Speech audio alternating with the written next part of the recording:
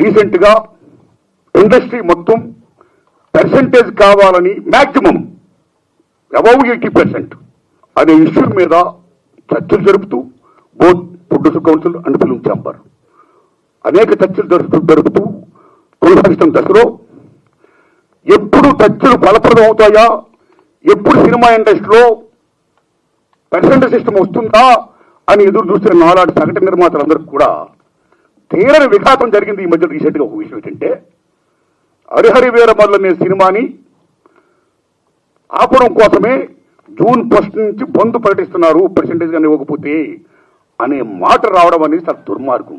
It's a trash. అది ఉట్టినది, అది correct కాదు. అందులో కుట్ర ఉంది, ఆ కుట్రదారు ఎవరు తెలుసుకోవాలి అని స్వయంగా పవన్ కళ్యాణ్ గారు ఆఫీస్ నుంచి రావడం అనేది, స్వయంగా సినిమాటోగ్రఫీ మంత్రి దుర్గేష్ గారు మాట్లాడడం అనేది కరెక్ట్ కాదు. ఎందుకంటే మిత్రులారా, ప్రొడ్యూసర్ కౌన్సిల్ కానీ ఫిల్మ్ ఛాంబర్ కానీ అవి సినిమా పరిశ్రమ పాలనా సంస్థలు, ఆ 2 సంస్థలు కూడా బంద్ ప్రకటిస్తాను ఇప్పుడు చెప్పలా. గోయింగ్ అని చెప్పారు. దట్ ఇంకో విషయం చెప్తున్నా మీకు, బంద్ అనేది ప్రజాస్వామ్యంలో ఒక బ్రహ్మాస్త్రం. ఎవరైనా బంద్ ప్రకటించే ముందు సినిమా ఇండస్ట్రీలో అకార్డింగ్ టు నామ్స్ 3 వారాల ముందుగా తెలియపరచాలి. ఇదిగో పలానా ఇష్యూ మీద మేము ఫైట్ చేస్తున్నాం, అది ఇంకా కొలిక్కి రాలేదు కాబట్టి మేము బంద్ ప్రకటించబోతున్నాం అనే విషయాన్ని నిర్మాతలకు 3 వారాల ముందు తెలియపరచాలి. This is norms, it's preamble. 3 వారాల ముందు తెలియపరిస్తే రిలీజ్ డేట్ ఎవరు తెచ్చుకున్నారో, మేము రిలీజ్ డేట్ ఇచ్చుకున్నామండి, ఇంకో 2 వారాలు మేము రిలీజ్ చేస్తున్నామండి అని ప్రిపేర్ అయిన నిర్మాతలను ఇబ్బంది పెట్టకుండా ఉండడం కోసమే 3 వారాల ముందు తెలియపరచాలి according to norms. So June 1 bandh ప్రకటిస్తే, ఒకవేళ జూన్ 12 అంటే 2 వారాలు కూడా కాదు కదా, ఏ రకంగా మీకు హరిహర వీరమల్లుకి అది వర్తింపు చేస్తుందండి? అది కరెక్ట్ కాదు. పవన్ కళ్యాణ్ గారి మీద ఎవరైనా కుట్రపడతారు. తెలుగు చలనచిత్ర పరిశ్రమలో విశ్వవిఖ్యాత నట సార్వభౌమ ఎన్టీ రామారావు గారు భారతదేశంలో ఎన్టీఆర్ మన తెలుగు జాతిని ఖ్యాతిని చేసిన మహనీయుడు. As a politician, as a CM, like this anything else. ఎంత గర్విస్తామో. తర్వాత మళ్ళీ మంచి గొప్ప పేరు తెచ్చుకొని ఈవేళ ఒక జనసేన పార్టీ పెట్టి ఈవేళ డిప్యూటీ సీఎం అయ్యారంటే వీఆర్ ప్రౌడ్ ఆఫ్ ఇట్. మన తెలుగు చిత్ర పరిశ్రమ మొత్తం గర్విస్తున్నది. Hats off to Pawan Kalyan garu. ఆయన సేవలను గుర్తుంచుకోవాలి. చంద్రబాబు నాయుడు గారికి సెల్యూట్. మేము పవన్ కళ్యాణ్ గారిని ఏ రకంగా దుర్మానం కాం, కానీ పవన్ కళ్యాణ్ గారు ఆఫీస్ ఆ రకంగా కరెక్ట్ కాదు రావడం. ఓకే, వచ్చిందనుకోండి, ఇష్యూ వస్తే మహాత్మా గాంధీ ఏమన్నాడు, ప్రపంచ యుద్ధాలను కూడా చర్చల ద్వారా ఆపుతున్నాడు ఆయన. ఒక సీఎం, ఒక డిప్యూటీ సీఎంగా మీరు అక్కడ సీఎం చంద్రబాబు నాయుడు గారితో మాట్లాడి హరిహర వీరమల్లు అనే టాపిక్ మీరు ఎత్తకుండా, ఓకే మీ ఇండస్ట్రీ కష్టాల్లో ఉన్నప్పుడు రండి, మన సిట్టింగ్ చేసుకుంటారు రండి, మాట్లాడుకుందాం రండి అని చెప్పుకుంటూ ఒక పెద్ద రోల్ ప్లే చేసి ఉంటే, ఒక చలనచిత్ర పరిశ్రమ బిడ్డగా మిమ్మల్ని మేము ఎంత గౌరవించేవాళ్ళం సార్. ఎంత బాగుండేది సార్, ఎంత బాగుంటుంది సార్. ఆ పని చేయండి సార్ పవన్ కళ్యాణ్ గారు. ఎందుకంటే పర్సెంటేజ్ సిస్టమ్ వల్ల ఇండస్ట్రీ ఇవాళ చాలా మేలు జరుగుతుందండి. పర్సెంటేజ్ సిస్టమ్ లేకపోవడం వల్ల ఇండస్ట్రీ సగటు నిర్మాత మొత్తం కొలాప్స్ అయిపోతున్నారండి ఇవాళ. మీరు నమ్మండి sir. Why? Because all malls, PRs మొత్తం ఇలాంటివన్నీ వచ్చేసిన తర్వాత సింగిల్ థియేటర్స్ ఇవాళ ఉనికి లేకుండా పోతుందండి.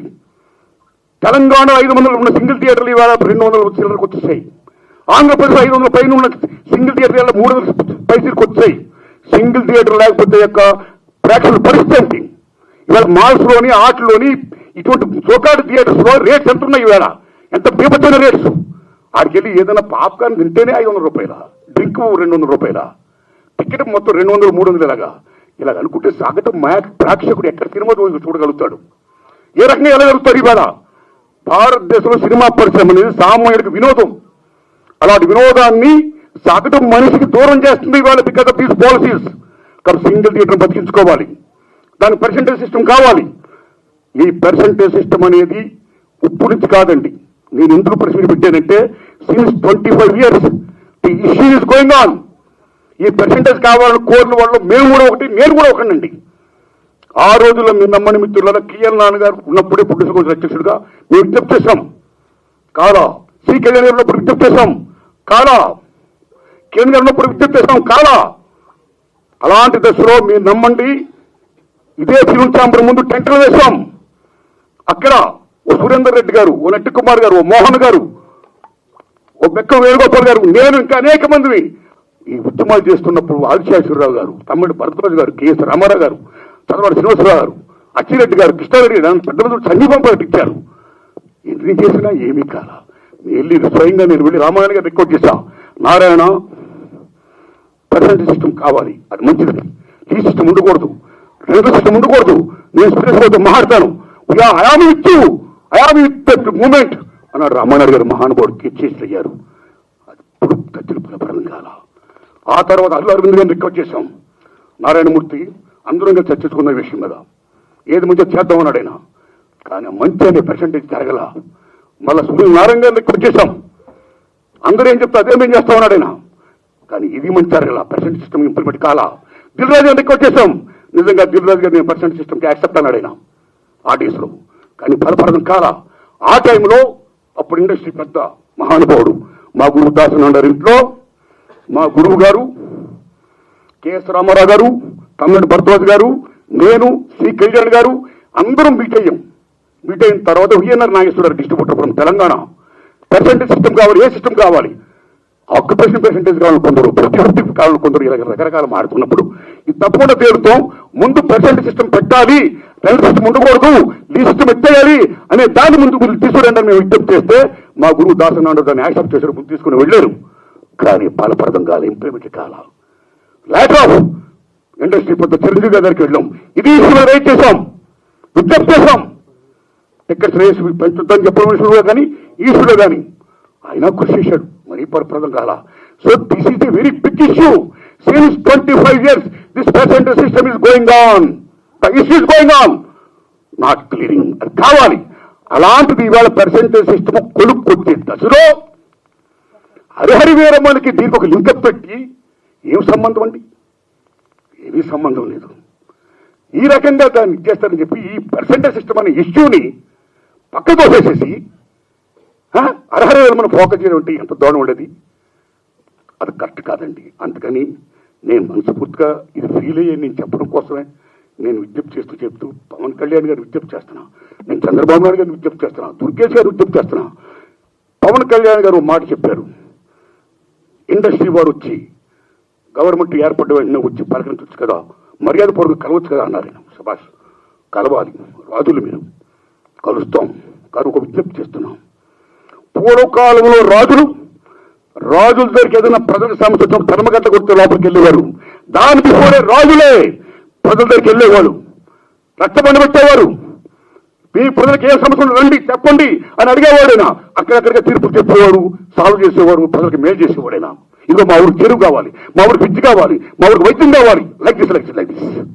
అలాగా మినిస్టర్ కూడా అయిన వెంటనే ఇండస్ట్రీని పిలిచి రండి, మీకేం సమస్యలు ఉన్నాయి, నేనేం చేయాలి, మేమేం చేయాలి అని చెప్తే మేము కూడా ఎంత ఆనందపడేవాళ్ళం అండి. మేము మీ బిడ్డలు అండి, చిల్డ్రన్ ఆఫ్ ది స్టేట్, మేము మీకు ఓట్లు వేసేవాళ్ళమి, మిమ్మల్ని లెక్కించేవాళ్ళమి, మీ బిడ్డలు మేము.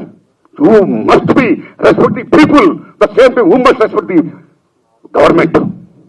It's vice versa. So my humble request, దయించి ఈ పర్సెంటేజ్ సిస్టమ్ పక్కకి పెట్టేయకుండా, పర్సెంటేజ్ సిస్టమ్ అనేది మెయిన్ ఇష్యూ కాబట్టి. ఎందుకంటే ఆల్ మాల్స్ ఇవాళ ఆక్యుపై చేసి 50% దే ఆర్ టేకింగ్. కార్పొరేట్ సెటప్తో కూడుకుని ప్రైవేట్ సంస్థలు ఏవైతే ఉన్నాయో ఆ కార్పొరేట్స్ అందరూ కూడా they are getting 50%. But single థియేటర్కి ఏమైంది? సింగిల్ థియేటర్ అందరూ మనవాడు ఎక్కడోళ్ళు, ఒక ఫ్యాషన్తో కట్టుకున్నవాడు, ఈ తల్లిని నమ్ముకున్నవాడు.